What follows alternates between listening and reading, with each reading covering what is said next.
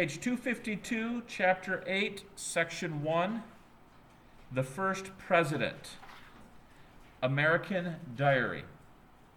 George Washington faced many challenges and had to make choices when he became the nation's first president. He understood that the destiny of the new nation was in the hands of the people. At his first inauguration, Washington said, "The preservation of the sacred fire of liberty and the destiny of the Republican model of government are justly staked on the experiment entrusted to the hands of the American people." From Washington's first inaugural address. President Washington. Main idea. President Washington and the new Congress had to make many decisions about the structure of the new government. On April 30th, history and you. If you were founding our nation's government, what do you think would be most important? Read about the choices that Washington and the new Congress had to make. On April 30th, 1789, George Washington took the oath of office as the first president of the United States under the federal Constitution. Several presidents served under the Articles of Confederation. John Adams became vice president. Washington knew that the precedents or traditions he established would shape the future of the United States. "No slip will pass unnoticed," he said. With Congress, Washington would create departments within the executive branch, set up the court system, and add the Bill of Rights to the Constitution. The First Congress. During the summer of 1789, Congress set up 3 departments and 2 offices in the executive branch of government. Washington chose prominent political figures to head them. The State Department, led by Thomas Jefferson, handled relations with other nations. The Department of the Treasury, led by Alexander Hamilton, handled financial matters. Henry Knox provided for the nation's defense as the Secretary of the Department of War. To handle the government's legal affairs, Washington chose Edmund Randolph as Attorney General. The office of Postmaster General also was established. The 3 department heads and the Attorney General became known as the Cabinet. However, Congress debated how much power the president should have over the Cabinet. Senators were evenly divided in voting on the issue. Vice President John Adams broke the tie. He voted to allow the president the authority to dismiss cabinet officers without Senate approval. This decision strengthened the president's position, and it established his authority over the judicial branch. Judiciary Act of 1789. The first Congress also had to decide how to set up the nation's judicial system. Turn the page. Disagreements arose between those favoring a uniform or standard national legal system and those favoring state courts. The 2 groups reached a compromise in the Judiciary Act of 1789, with which Congress established a federal court system with 13 district courts and 3 circuit courts to serve the nation. State laws remained, but the federal courts had the power to reverse state decisions. The Supreme Court would be the final authority on many issues. President Washington nominated John Jay to lead the Supreme Court as Chief Justice. The Senate approved Jay's nomination. With the Judiciary Act, Congress took the first steps towards creating a strong and independent national judiciary. The Bill of Rights. Americans had long feared strong central governments. They fought a revolution to get rid of one and did not want to replace it with another. Many people insisted that the Constitution needed to include guarantees of civil liberties. Some states supported the Constitution on the condition that a Bill of Rights be added in the near future to guarantee personal liberties. To fulfill promises to these states, James Madison introduced a set of amendments during the first session of Congress.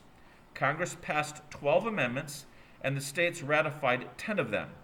In December 1791, these 10 amendments, the Bill of Rights, were added to the Constitution. The Bill of Rights limits the power of government. Its purpose is to protect the rights of individual liberty, such as freedom of speech and the rights of persons accused of crimes, including trial by jury. With the 10th Amendment, Madison hoped to use the states as an independent line of defense against a too powerful national government. Reading check. What did the Judiciary Act do? The new country's economy. Main idea. The new country's economy developed under the guidance of Alexander Hamilton. History and you. Have you ever borrowed money from a family member or one of your friends? By doing so, you acquired a debt and had to figure out how to pay it back. Hamilton faced a similar challenge with the nation's debt. President Washington rarely proposed laws and almost always approved the bills that Congress passed. The first president concentrated mainly on foreign affairs and military matters. Washington left the government's economic policies to his dynamic Secretary of the Treasury, Alexander Hamilton. When Washington appointed him to the position, Hamilton was only 34 years old, yet he had bold plans and definite policies to deal with the country's finances. The new nation faced serious financial problems. The national debt, the amount of money owed by the nation's government, was growing. Hamilton tried to find a way to improve the government's financial reputation and strengthen the nation at the same time. Hamilton's plan. Days after he took office, Hamilton was asked by the House of Representatives to prepare a plan for the adequate support of public credit. This meant that the United States needed a way to borrow money for its government, its industrial development, and its commercial activity. How good the government's credit would be in the future depended on how well it could pay back the money it currently owed. In 1790, Hamilton made his proposal. He said the new government should pay off the millions of dollars in debts owed by the Confederation government to other countries and to individual American citizens. The states fought for the nation's independence, Hamilton argued, so the national government should pay for the cost of their help. Turn the page. Hamilton also believed that federal payment of state debts would give the states a strong interest in the success of the national government. Opposition to the plan. Congress agreed to pay money owed to other nations. However, Hamilton's plan to pay off the debt to American citizens unleashed a storm of protest. When borrowing money during the American Revolution, the government issued bonds. These are paper notes promising to repay the money in a certain length of time. While waiting for the payment, many of the original bond owners, shopkeepers, farmers, and soldiers, sold the bonds for less than their value. They were purchased by speculators, people who risk money in order to make a larger profit. Hamilton proposed that these bonds be paid off at their original value. Opponents believed that Hamilton's plan would make Hamilton's would make speculators rich. They said his plan was established at the expense of national justice, gratitude, and humanity. The original bond owners also felt betrayed by the government. They lost money on their bonds while new bond owners profited. Even stronger opposition came from the southern states, which accumulated or collected much less debt than the northern states. Southern states complained that they would have to pay more than their share under Hamilton's plan. Compromise results in a capital. To win support for his plan, Hamilton worked out a compromise with Southern leaders. If they voted for his plan to pay off the state debts, he would, in return, support locating the new nation's capital in the South. A special district would be laid out between Virginia and Maryland along the banks of the Potomac River. This district became Washington, D.C. While workers prepared for the new city, the nation's capital was moved from New York to Philadelphia. The fight over the bank. To help build a strong national economy, Hamilton also asked Congress to create a national bank, the Bank of the United States. Both private investors and the national government would own the bank's stocks, or shares of ownership.